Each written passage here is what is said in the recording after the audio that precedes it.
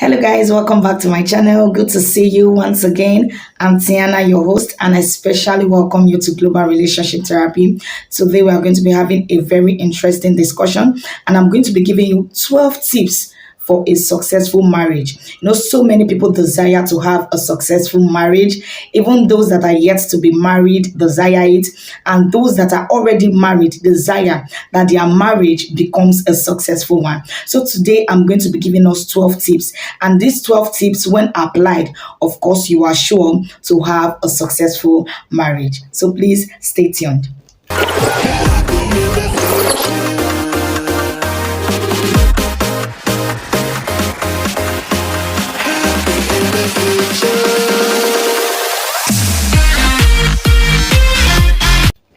Number one, 12 tips for a successful marriage. Security, marital security. There is nothing that threatens the security of a wife than the thought of another woman competing for the attention and affection of her husband. Nothing is more painful. Nothing is more disrespecting. Nothing is more hurting. Nothing is more disregarding than for a woman to have the thought that she is sharing the love, the attention, the affection that her husband is supposed to dedicate wholly to her with someone else. It makes the other party feel insecure. It goes both ways. It's not only the woman who feels this way.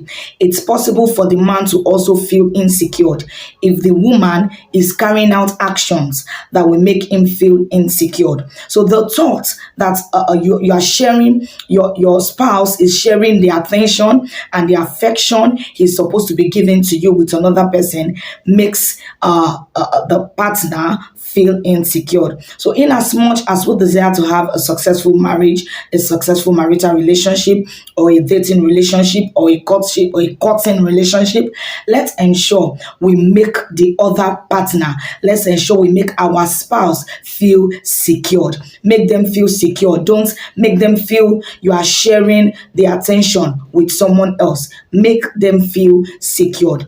Number two, marriage flourishes when the couple works together as a team. Teamwork is very important. One person alone in a relationship cannot make it successful. One person alone cannot make it work. So teamwork is very, very important. When both the husband and the wife or the both parties in a relationship desire to make it work, they work together. It takes two to tango. Only one person alone cannot make something as important as a marital relationship to work. So it involves the two parties. So teamwork is also a very important tip for a successful marriage. Number three, be example. Now, this is especially to those who are already married and have children. Those kids, they are watching us. They are watching our every move. They are watching our every action. They are watching our every talk. They are listening to our talk. They watch everything. They are just looking at us. They are watching. So let's try as much as possible to be good examples to our children. Let's make sure they are learning the right things in marriage. Let's make them desire to have a beautiful marriage. Let's make them know that, of course, marriage can be beautiful. You can't be abusing your wife emotionally or physically. It is even wrong to do that. And it is more wrong to do it in front of your kids. What example are you laying for them? What exactly are you saying to them? What do you want them to pick from those actions? So let's be careful, especially those of us that are already in a marital relationship that already involves children. So let's put it at the back of our minds that those children are watching us. Number four, it is important for a man to know that the reason why you see attractive women out there, women that look attractive, beautiful, admirable, somebody is taking care of them. Every plant that looks green, there is somebody that is watering it. So instead of spending time admiring the ones you are seeing outside, giving them complimentaries, admiring them, looking at them, you can spend that time to make your own beautiful. The wife God has given to you is for you to nurture and make her admirable, make her beautiful. The one you see out there that is admirable and beautiful is because somebody is taking good care of her, you can also take good care of your wife. Now, this goes especially to the male partner in the relationship, to the husband, especially in a marital relationship. Take good care of your wife. Make her beautiful, make her admirable. That thing you see outside that you desire, you can make your wife look like it. You see somebody putting on a beautiful dress, and that makes you to admire that lady. Come on, try as much as possible to get that dress for your wife and let her look beautiful too, so she can be the one you are admiring. So every beautiful thing you see out there and you desire it, instead of desiring it, and it can get complicated and lead to adultery, why not make your wife look like it? Why not make your wife also admirable and beautiful? So many men are fond of this. They abandon their wife. They don't care about her look. They begin to see her as old, especially when she has already 2, 3, or 4 children. She no longer looks attractive to him, and they begin to look outside, seeing the ones that are admirable. You can still make your wife look as beautiful as you desire her to be. Number 5, when a man or a husband puts his wife first in a relationship, you put your wife first, it gives her the sense of belonging.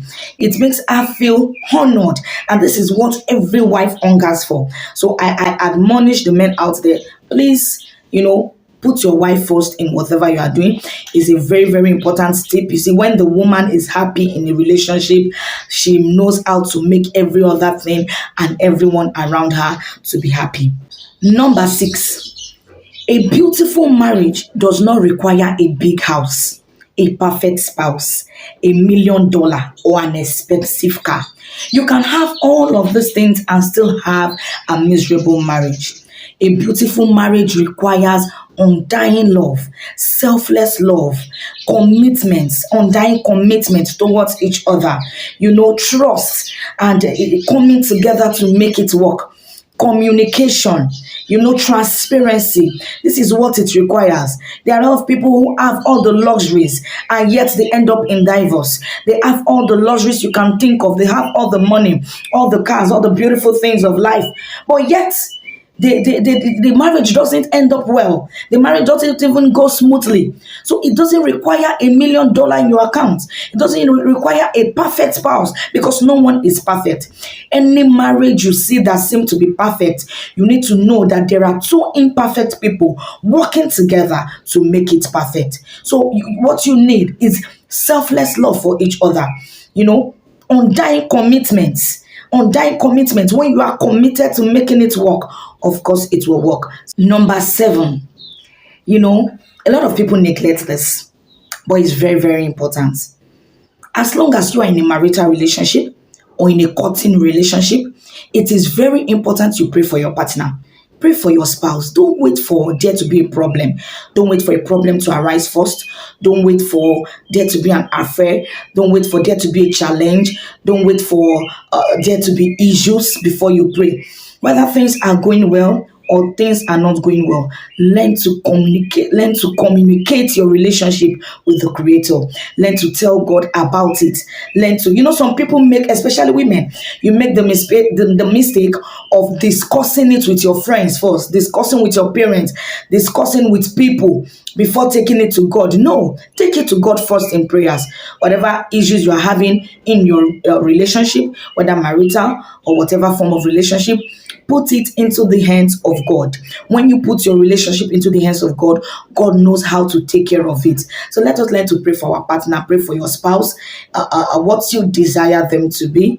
Put it in prayers. No human being can change any man. That is the truth. It only takes the Holy Spirit, God Himself, to change a man. So if you desire, there is a particular characteristics you desire for your partner to portray, tell it to God in prayers, and God knows how to go about it. Number 8, the kind of people you surround yourself with in your relationship matters a lot. The kind of friends you have matters a lot.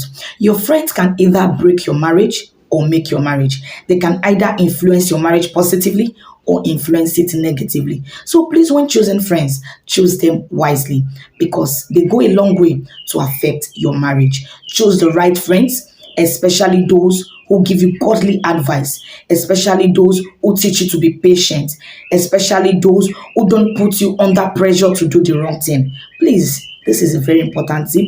Choose your friends wisely. 9, don't take your spouse for granted. Don't take the trust your spouse has for you for granted. Because once you lose that trust, it becomes very difficult to regain it. Don't take the loyalty and the respect of your spouse for granted. Don't take them for a fool because they love you, because they respect you, because they are loyal to you. It should be casual. It should be on both sides. It should be reciprocal. It shouldn't be one party giving all the love, giving all the attention, giving all the respect, giving all the commitment. It should be both parties. That is how it works. When one person is committed and the other person is committed, it makes the relationship to work. Even when you have challenges, it makes it very, very easy for you to overcome such challenges because the both of you are committed to making the relationship work. So please do not take your spouse respect, love, and loyalty for granted. Number 10, beware of marital advice from single people. Now, this is for those who are married. You need to beware. If you're married and you have a friend who is single, you have to be very careful of the kind of advice you get from them. We have seen a lot of cases where single friends give their married friends advice that leads to them losing their marital home. So please be careful of the kind of advice you get from a single person if you are married. No matter how sincere it may appear, of course, they may be sincere in their advice, but it is coming from a theory aspect. They are not yet experienced, so they may not really even understand what they are asking you to do. If you really seek a marital advice, please get it from matured Christians, matured couples who are married, whose marriage has been tested with time and with trials, and they have come out even stronger and better. Those are the kind of people who can give you genuine, life-based, practical advice to employ in your marriage. So please be careful about those you listen to. Be careful about the kind of advice you get from people, and not only single people. Excuse me. Even those who are married sometimes. And their marriage is not working, when you seek them for advice, they tend to give you wrong advice. So the people you listen to for you to make a decision in your marriage matters a whole lot. Matters a whole lot. Please choose them wisely. Choose those you talk to. Choose those you discuss with, because the advice they give you can either make your marriage or break your marriage. Number 11, dear couples, do not underestimate the power of your tongue. Your tongue is a very powerful tool that can either build your marriage or destroy it. There is power in the tongue, and you can use it to build your marriage. Learn to say positive things about your spouse. Don't use your tongue and the words of your mouth to destroy the integrity, the image, of your spouse. Use this tongue to build your spouse. Use this tongue to build your marriage. Say positive things into your home. Say positive things into the lives of your children. Say positive things into the life of your spouse. It doesn't matter how the situation may be. It doesn't matter how, haggard it may look. It doesn't matter how terrible it may seem. You can repair it with your tongue, and that is why it is there. God has put that tongue there as your power to build your home. Do not underestimate it. You may not have the money to repair your marriage, but I tell you, you have your tongue, and using your tongue requires no amount. It is free. Use it to build your home wisely. Use it to build your home. Use it to build your spouse. Use it to elevate your spouse. Use it to talk good about your partner. Use it to say positive things. Use it to arrange what may not seem arranged. Use it to rearrange what may have scattered. There is power in your tongue, and you can use it to build your home positively. Finally, number 12, satisfaction. So many people have this problem, and it is one major issue that has led to broken marriages and divorce cases that we see here and there. A lot of people are not satisfied with the partner God has blessed them with. Once you are already in a marital relationship, You have to be satisfied with the partner God has blessed you with. Be satisfied with the children God has blessed you with. Be satisfied. Be contented. It's very important. The lack of this is what has led to covetousness. So many men covet other men's wife because they are not satisfied with the wife of their youth. Even the Holy Book says it, the Bible says it. Be satisfied with the wife of your youth. Let us be satisfied. Be satisfied with your man. Be satisfied with your woman. Be satisfied with the state you are in and hope for a better state. Don't be too greedy. Greed has taken a lot of people away from the juicy marriage God has given to them. Your husband doesn't have it now. Doesn't mean he's not going to have it tomorrow. Your wife may not be so good now. Doesn't mean she's not going to be good tomorrow. Let us be patient. Patience is a virtue. Satisfaction is a virtue. It is very important and it is a key to a lasting and a successful marriage. So thank you very much. I hope you have been blessed. I hope you have been well educated. I hope you have been well informed about these tips that can give you a successful marriage, and I hope you enjoyed this video. Please don't forget to leave your comments in the comment section. If you have other advice, of course, that you think can help. Whether you are single or married, you have one or two advice you also like to drop.